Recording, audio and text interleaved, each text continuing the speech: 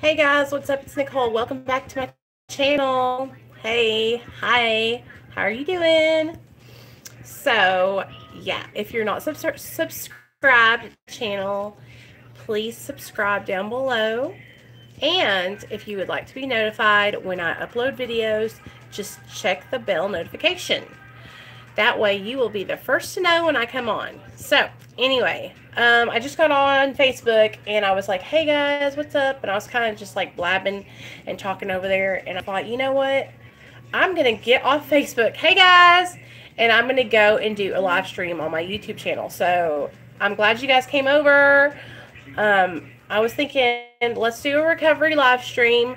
Let's talk about Suboxone and medically assisted treatment in our recovery. And so I want to tell you guys, since my friend Ashley passed away, I have met so many awesome people who are through her Instagram and her Facebook, because I've been posting on her social medias for her to carry on her memory.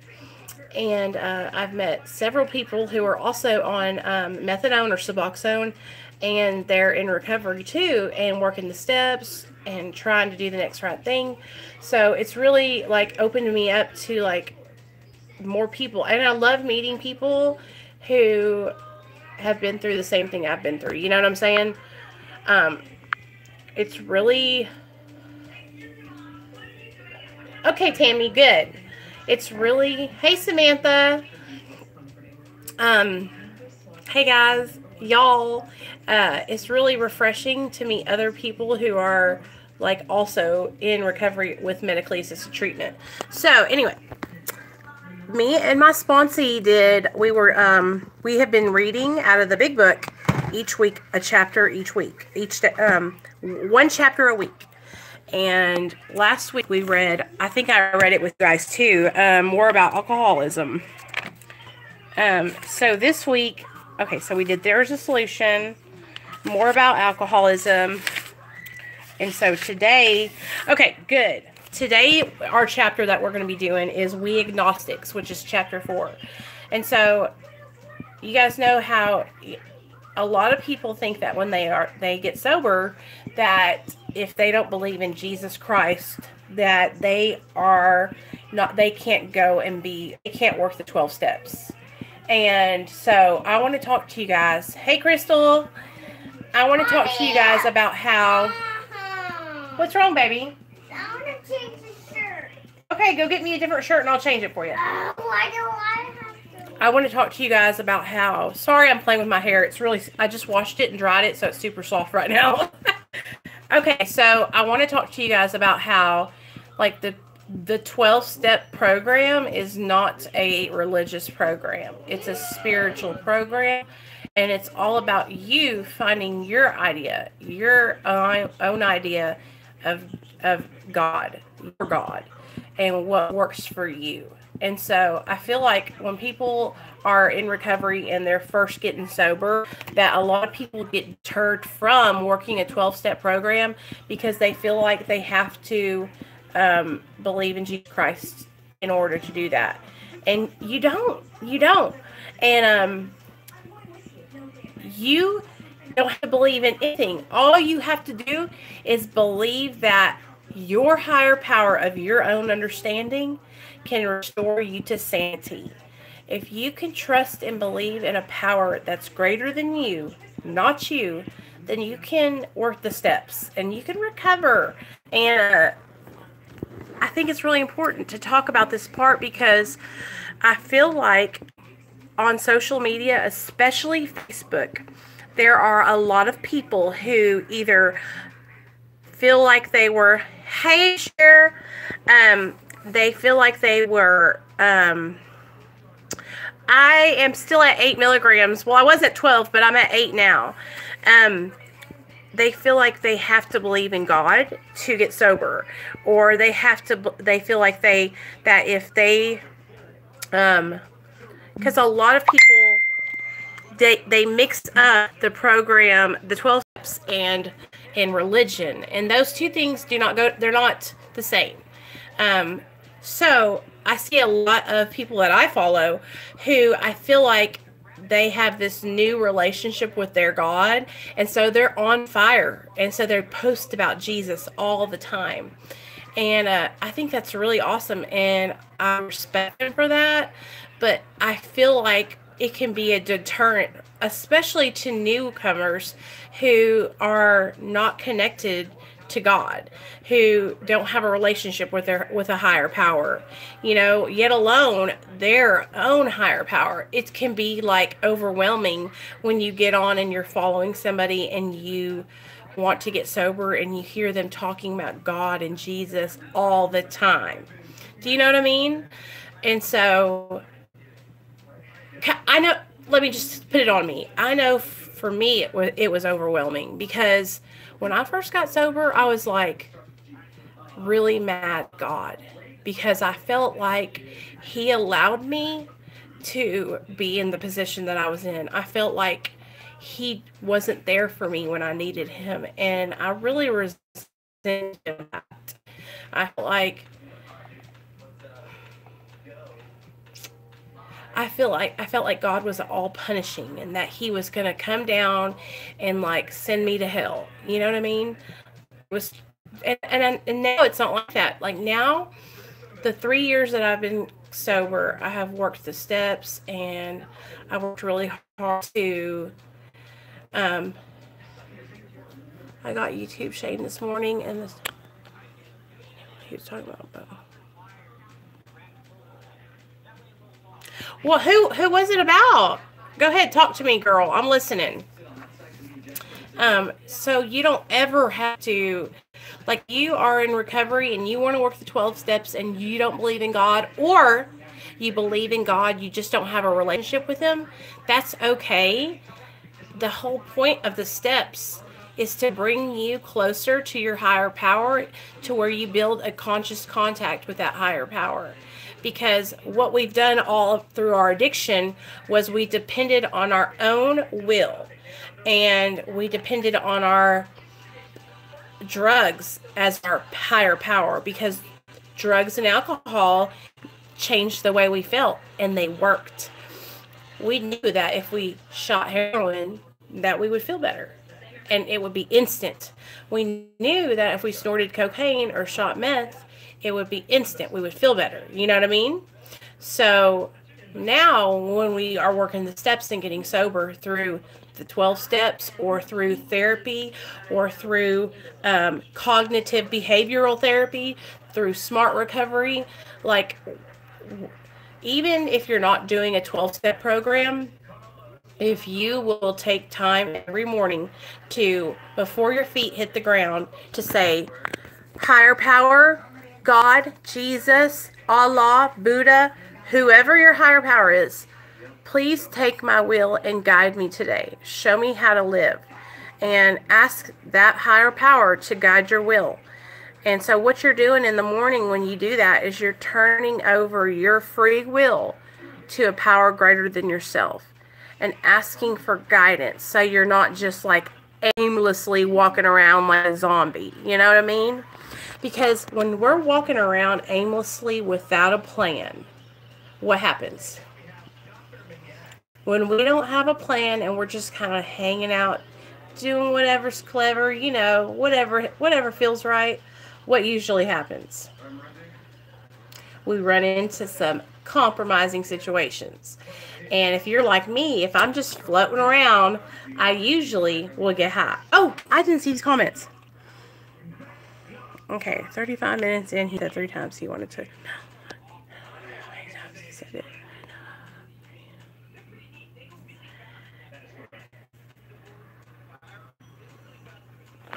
Right. So, and that's when, when we don't have a plan and we get off, if we're done, what happens is we get distracted. Maybe when I first got sober, one thing my counselor told me was to make sure that I planned my days. She didn't care if I planned it hour by hour, you guys, just to make a plan each day.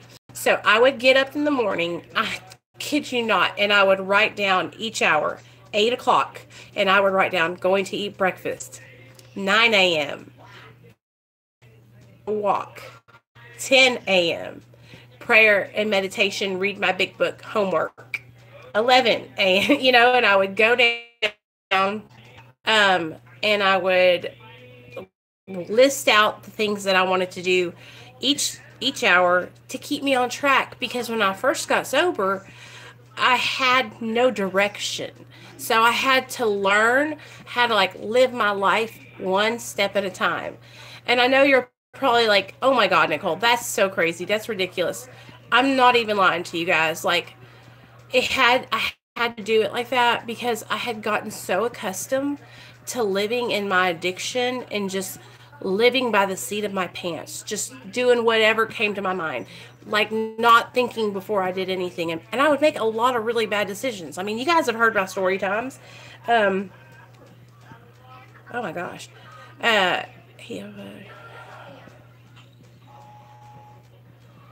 What channel is it? So anyway, so we had to plan, at least I had to plan my day. And so I think it's really a good tool if you can do that too, because it helps me so much. Now that I've been sober for 3 years, to plan my day, but I don't have to plan. I don't follow him. Is he in recovery? Plan my day as strictly as I did when I first started out, but I still do it. Okay, so you guys kind of get the picture about you don't have to believe in God to work the 12 steps. But if you do, then it's probably just easier, because then you already know your higher power. That all you have to do is work on building a relationship with him. Okay, so I want to read a little bit with you guys. Okay, so here we go.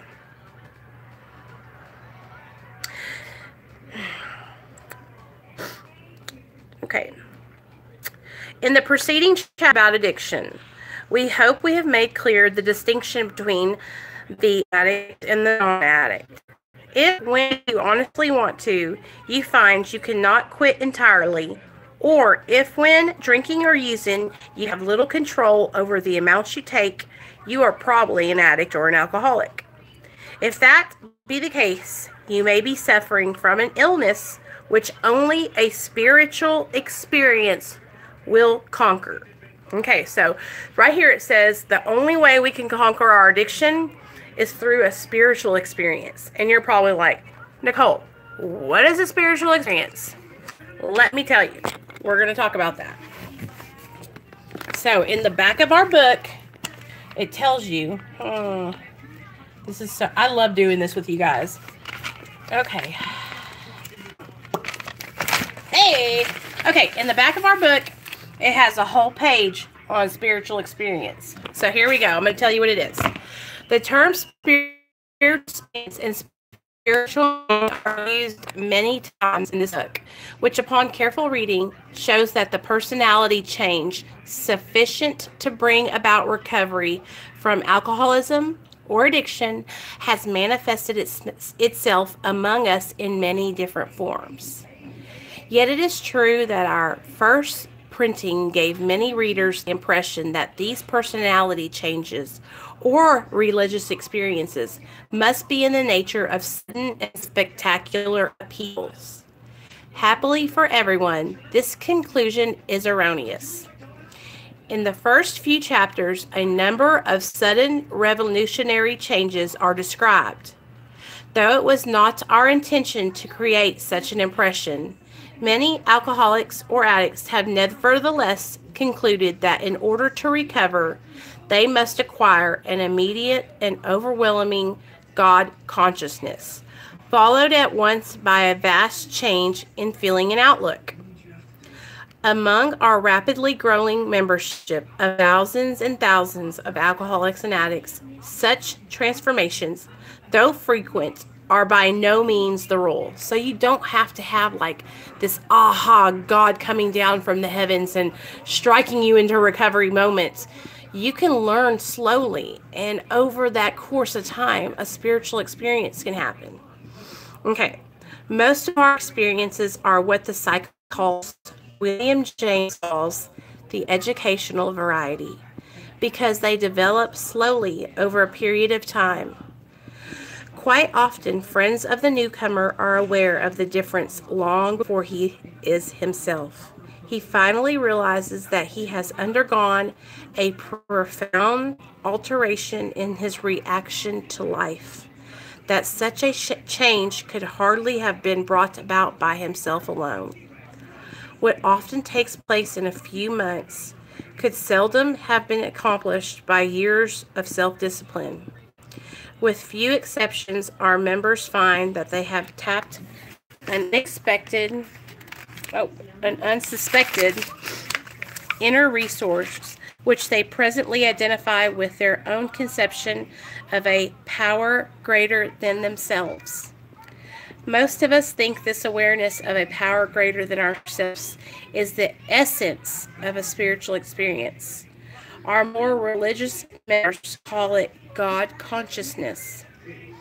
Most emphatically, we wish to say that any alcoholic or addict capable of honestly facing his problems in the light of our experience can recover, provided he does not close his mind to all spiritual concepts. He can only be defeated by an attitude of intolerance or belligerent denial. We find that no one need have difficulty with the spirituality of the program. Willingness, honesty, and open-mindedness are the essentials of recovery, but these are indispensable. So, and then it goes on. It says, there is a principle which is bar against all information, which is proof against all arguments, and which cannot fail to keep a man in everlasting ignorance. That principle is contempt prior to investigation. So, a spiritual experience is just like right what it said. Some people have a spiritual experience, and it's like maybe they were dying in the hospital bed and they had an OD, and they were laying there, and out of the air, God came down and a bright light shone in their eyes. Oh my gosh, I have to change now, and everything changed after that. And then there's people like me and probably you guys who over a period of time, we have our perception and our attitude and the way we see life has changed through working, and becoming sober and working in our recovery every day. So that's how it happened for me. Like, I didn't wake up one day and I was like, oh, I had a spiritual experience. I feel great. Like, it happened over like a year's time when I first started working the steps with my friend Christy. And it was about 2.5 years ago. And she started working me through them. And that's where oh,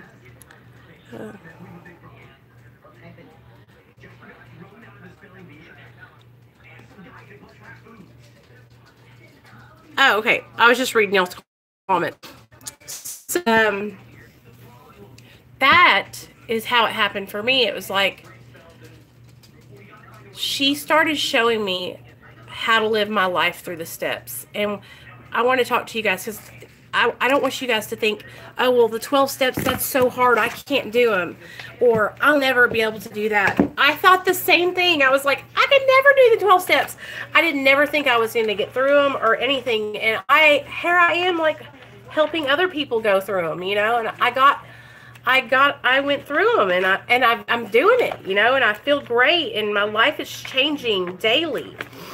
But this is what helps me. And so there are 12 principles, okay? And that means there's a principle behind each step. So let me read them to you, okay? So the first step is we admitted we were powerless over drugs and alcohol, that our lives had become unmanageable. Can you guys guess what the principle behind that step is? The principle behind step 1 is surrender.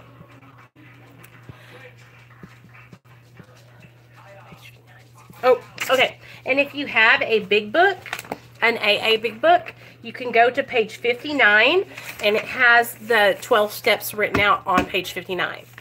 So step 2 is came to believe that a power greater than ourselves could restore us to sanity. Came to believe that a power greater than ourselves could restore us to sanity. The principle behind that step is hope. Step 3 is made a decision to turn our will and our lives over to the care of God as we understood Him. 3 is commitment, because you're committing to turn your will over every morning when you wake up. That's what I was talking about, how it says, every morning when I wake up, before my feet hit the ground, I say, God, take my will and my life. Show me how to live. Step 4 is made a searching and fearless moral inventory of ourselves. Step 4 is the step that everybody thinks, oh, I can't do that. I don't want to tell anybody all the things I've ever done. And let me tell you, that's what I thought too. But it is the most freeing experience to, it's the most freeing experience to be able to sit with another alcoholic or addict, and for them to, and for you to be telling them like what you've been through and all the struggles that you've had, and talking about your resentments and the things that you feel like you need to change, and for that person to look at you and say, you know what, Nicole, I've done the same thing, you know.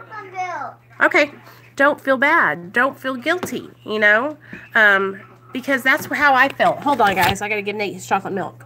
Here you go, babe. I felt like, got it? I felt like because I had done some things that I'm not proud of, that I was embarrassed to like talk to somebody else about it.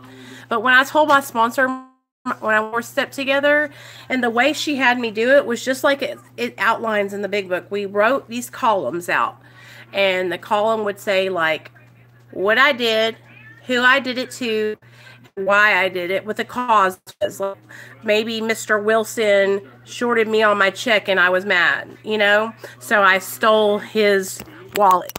And then I would say what part that affected. Did it affect my my eyes are itching so bad. Did it affect my my sexual, my financial, and these are all instincts. We have these instincts that get affected whenever someone hurts or harms us, or whenever we hurt or harm somebody else. And a lot of the time, it's us being selfish and self. I had to go through, and each thing that I've done to hurt somebody or that I felt like I needed to share with her, I would write it down, and we would go through and we would put where my character defects were and how I started each one. I would set the blood rolling, you know what I mean? Like I usually, if something happened and I harmed somebody or they harmed me, it was usually because of something that I felt insecure about, and I was trying to cover it up. Okay, so admitted to God, to ourselves, and to another human being the exact nature of our wrongs. Number 5, the principle behind it is truth. 6 is we were entirely ready to have God remove all those defects of character. And the principle behind that is willingness. Humbly asked Him to remove our shortcomings. Humility. 8, made a list of all persons we had harmed and became willing to make amends to them all. Reflection. 9, made direct amends to such people wherever possible, but to do so would injure them or others. And number 9 is amendment. So do you hear how it says like, except if it would injure them or others? So there's some things people will say, well, do I need to tell my husband that I cheated on him? And this is how my sponsor explained it to me. She's like, if that is going to hurt or harm him, and you guys have like gotten through it, and you're, you know, you don't have to, you can leave that part out, because you don't want to make it any worse than it already is. 10, continue to take purgatory, and when we were wrong, properly admitted it. Number 10 is vigilance. Number 11 is sought through prayer and meditation to improve our conscious contact with God as we understood Him, praying only for the knowledge of His will for us and the power to carry that out. And 11 is attunement. And then 12 is having had a spiritual awakening as a result of these steps. We carry the message to other addicts. Ooh, what does it say? Hold on. I don't have... we practice these principles in all of our affairs. And 12 is service. And so those are the principles that are behind each step. And that I have them right here on this little sheet that my counselor gave me. If you guys ever want it, I will post it on my Facebook. But it just helps me to like remember that, you know, when I am going through life and when I'm working with my sponsor and with other people, that not everybody has the same belief system as me. Not everybody is going to recover the same way I am. And so that has really helped me to be more open-minded and more helpful to other people, because I see so many people who feel like, you know, they don't have a place because maybe they don't believe in God, or they don't have a place because they're on medically assisted treatment, methadone or Suboxone, you know, and that's not, recovery is for everyone, and we all have a place, and we all belong, and there's room for all of us to be in this family and to recover together, you know. And I think it's just really important for everybody to remember that, you know, like what works for me and what helps me stay sober might not help you stay sober. But I'm going to share what I do, and then what you want to take from that, you can take from that and use for your life, you know? So for the longest time, I want to share this with you guys, and you might not, well, no, you'll probably believe it. Okay, so like a year and a half ago when I first started making videos, I was like really aggressive. Like I would basically like preach about how you had to recover 12 steps. And I was really having a lot of controversy with people, because it was like they weren't hearing my message. And it wasn't because I was trying to make them do it my way. It was because I was so passionate about what has helped me stay sober.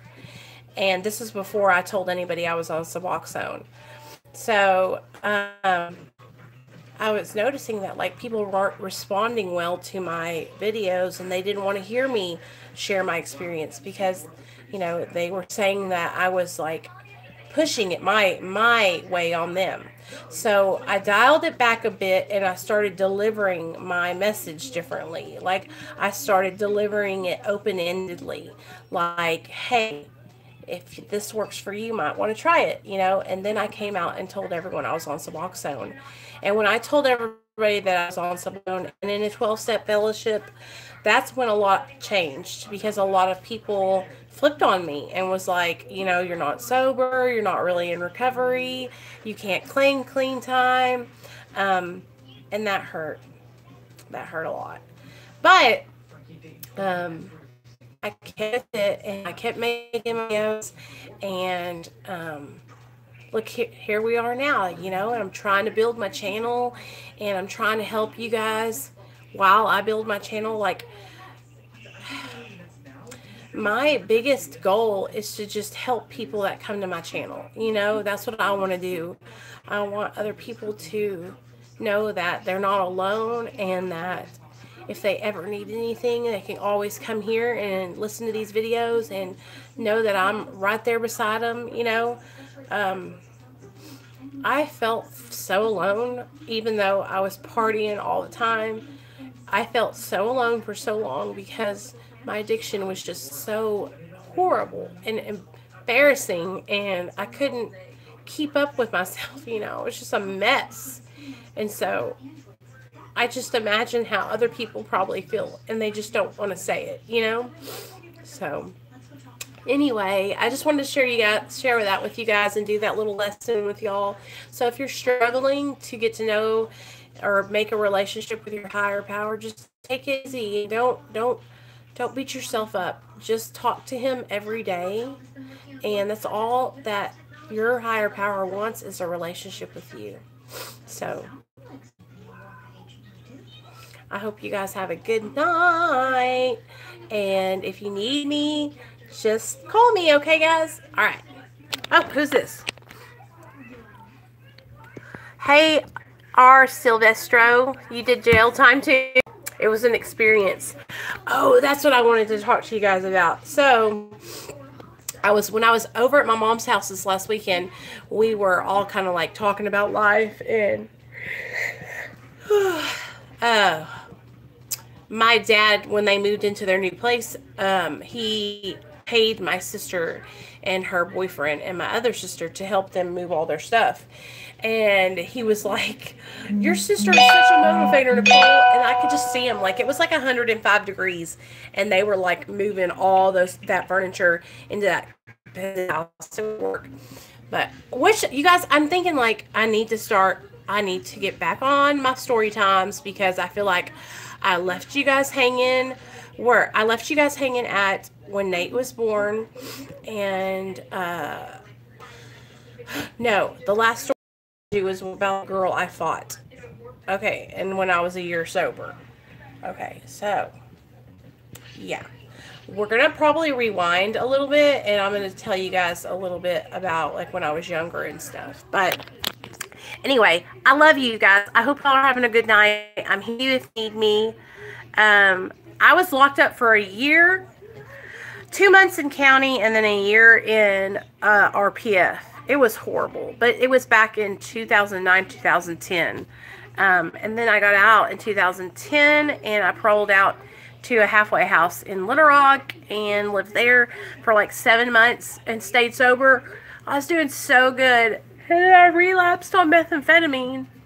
And when I relapsed that time, I went out and stayed out for like 3 years. And so I stayed out just shooting dope and getting high and just being a mess. And then I met my husband in 2012. So, you guys, I love y'all. I hope y'all are having a great day. I'm so tired. Okay, so tomorrow, I gotta get my... Okay, yeah, I'll give her your... Oh, yeah, state is way better than county. I told you a message on Facebook. I haven't been on Facebook since then. I have to go look. I think I did. Wow, what's up, Crystal? So, Crystal, your last name is Gone, right? Gan. So, I had this lady contact me the other day, and she was like, talking about a Crystal, but it wasn't you. Maybe it was Kristen. And they were talking about GoFundMe scams again, and I was like, oh my gosh. It's out of control. Facebook is just toxic, you guys. Like, it's so easy to get, for me, it's so easy for me to get on there and like get to fighting with people and throw, because I do have such a strong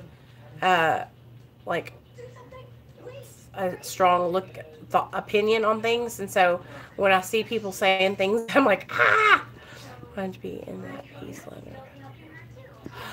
Oh, sure. Yeah. Sure. Oh, girl, Bama chick. I got to tell you about that group, honey. I used to be in it. But the owner of that group, I don't even want to say. I'm just going to leave it at that. I used to be in it, but she took me out. She kicked me out of it. You know, I'm so honest and real. I'm going to be straight up with you. The girl who owns that group kicked me out because I confronted her about being high on Xanax and drinking alcohol on a video in the group. And I was like, listen, you're the owner of this group, girl, and it's a recovery group. Like, you can't be doing that, you know? And so she got upset with me and kicked me out. Her and Carissa. There's two of them. Leisha and Carissa, I think their names were. So, that happened this time last year, I think. Oh, maybe a little bit. Yeah, about a year ago. Yeah, it was just, you know how I am. Like, I'm real serious about my recovery. And I was very supportive of that group. Like, I did a lot of live streams in that group. I did a lot of stuff for that group. I was always helping and going live for them, just like I do on my Facebook page. And I added a bunch of friends that were mine to that group. But then they all left whenever she left, kicked when she removed me from the group. She removed me without even telling me. So, but that's why, because she had made a video. Yeah, I work part-time. Just a part-time job. My husband works full-time. Oh, girl, don't even worry. It's not your fault. Like, I don't ever talk about it because it was so long ago. But it really hurt my feelings. It really bothered me for a while because I had tried to befriend Leisha a many, many, many times. And that's how me and Roberta became such good friends. What you think about trazodone for sleep?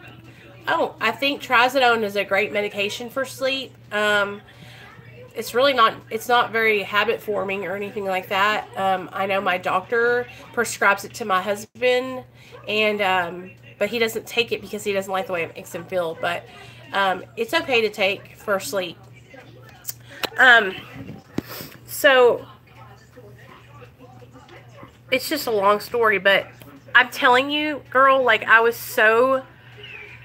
call her and I tried to get in contact with her because she had like fell off the face of the earth in the group, and we were like taking care of the group for her, right?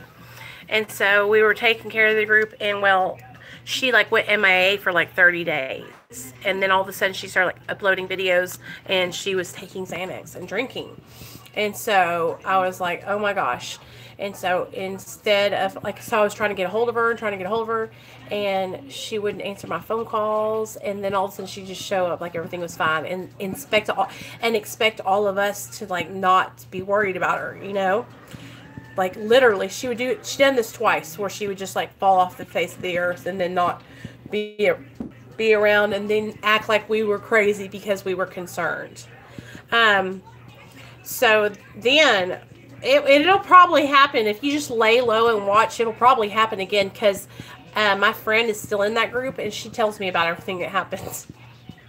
So anyway, she Leisha would like just not like would just go MIA.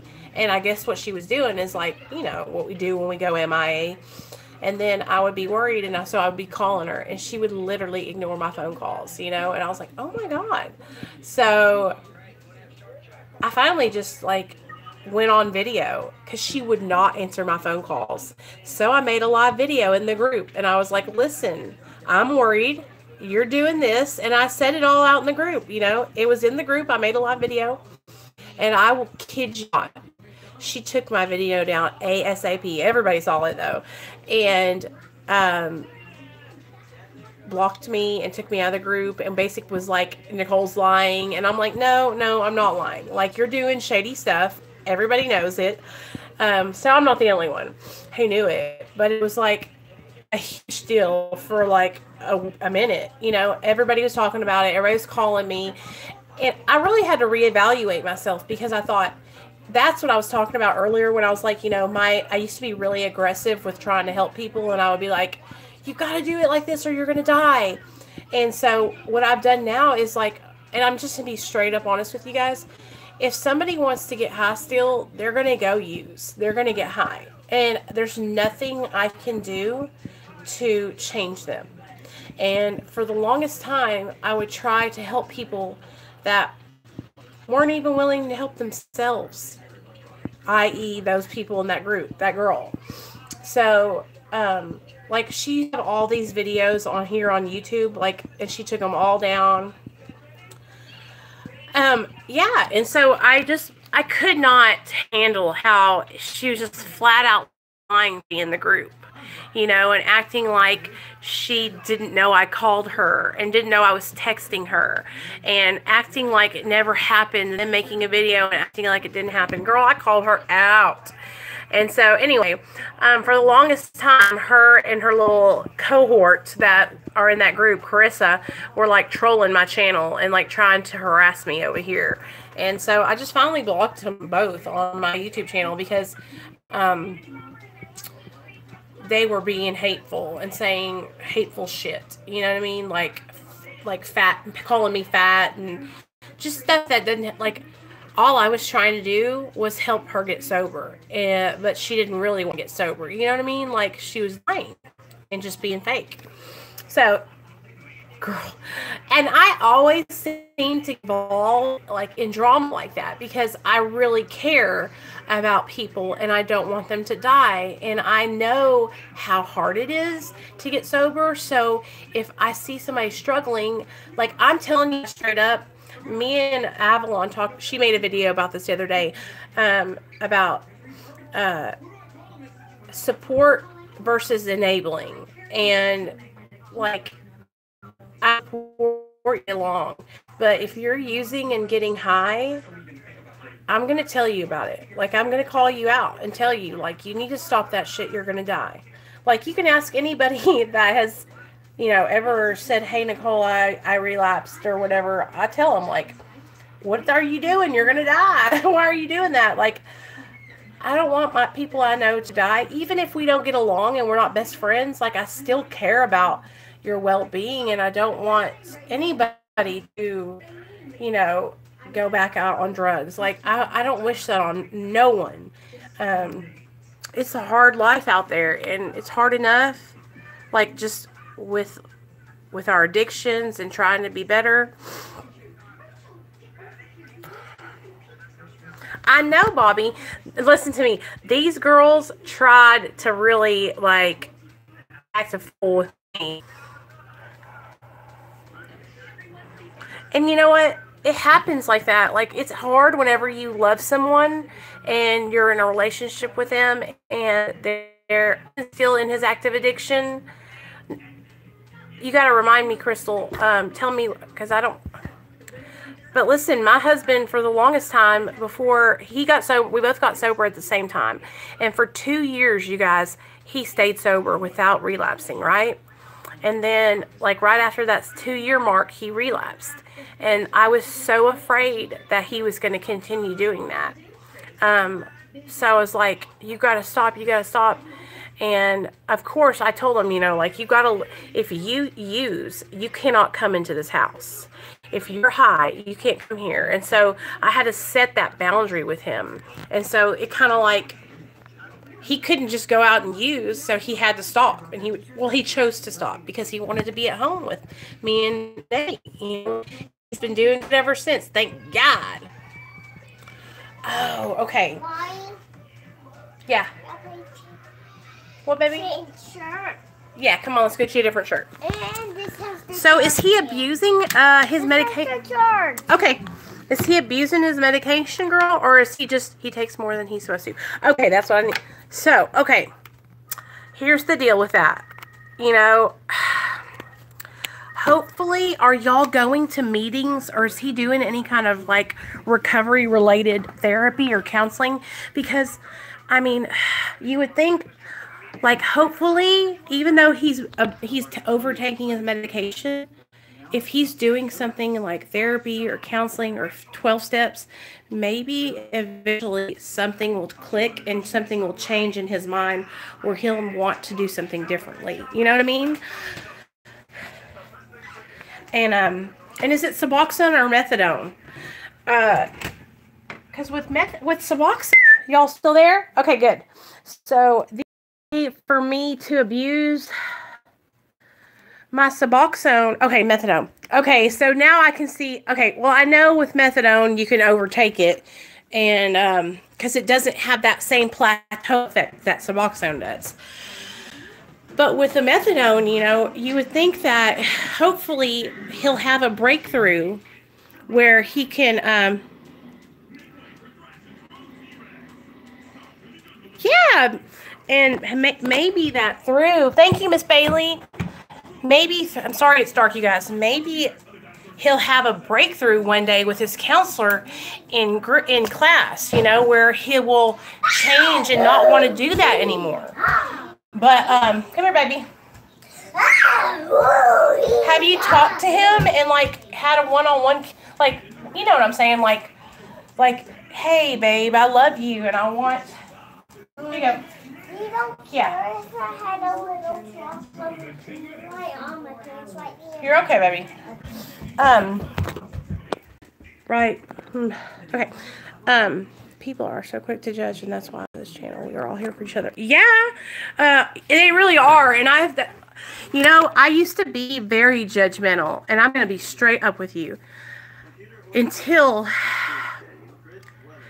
my son got taken from me, and I had to make a decision. And I got out of treatment after being there for 30 days, and I wanted to get high. And my husband was like, I got put on Suboxone. And I was like, what? Oh my God, that's just changing one drug for another. I said all those hateful things, you know. And now look at me. Like, I've been on Suboxone for 3 years, you guys. And I'm telling you right now, like, I haven't even come close to relapsing. You know, I haven't even went out seeking drugs. Suboxone has taken that craving and really, it puts that medicine in my brain to where I don't think or want opiates, you know. It has really changed my life. And I don't know if I would even be here today if I hadn't got put on it. And that's what scares me sometimes, because I think, am I strong enough? Am I going to be okay when I get off of it, you know? And I know I can always get back on it, but you know what I'm saying? Like, I think about that sometimes. I think, because people tell me, like, oh, you're going to be different when you get off Suboxone. You'll see it's totally different when you're not on medically assisted treatment. And it makes me think, like,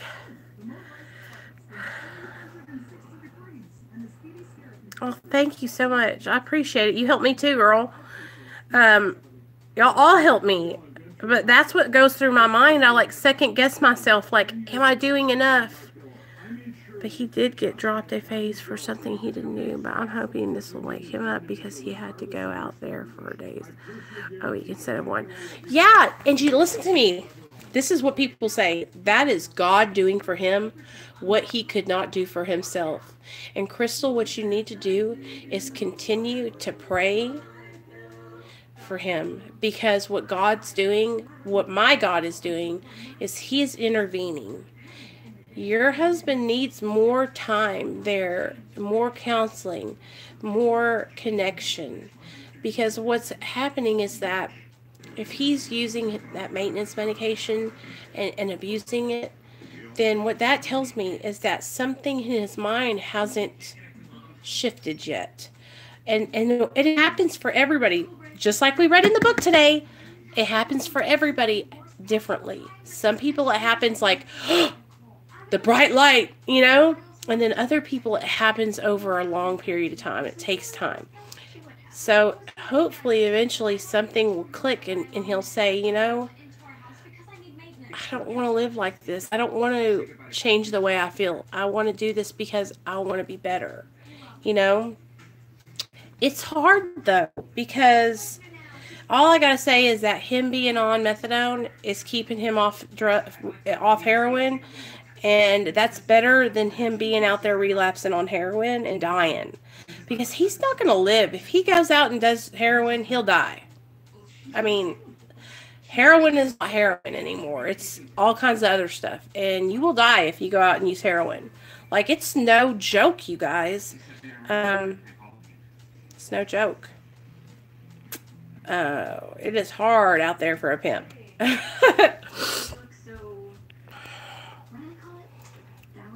Well, if he, you know, if he goes out there, you know, because it's just so dangerous.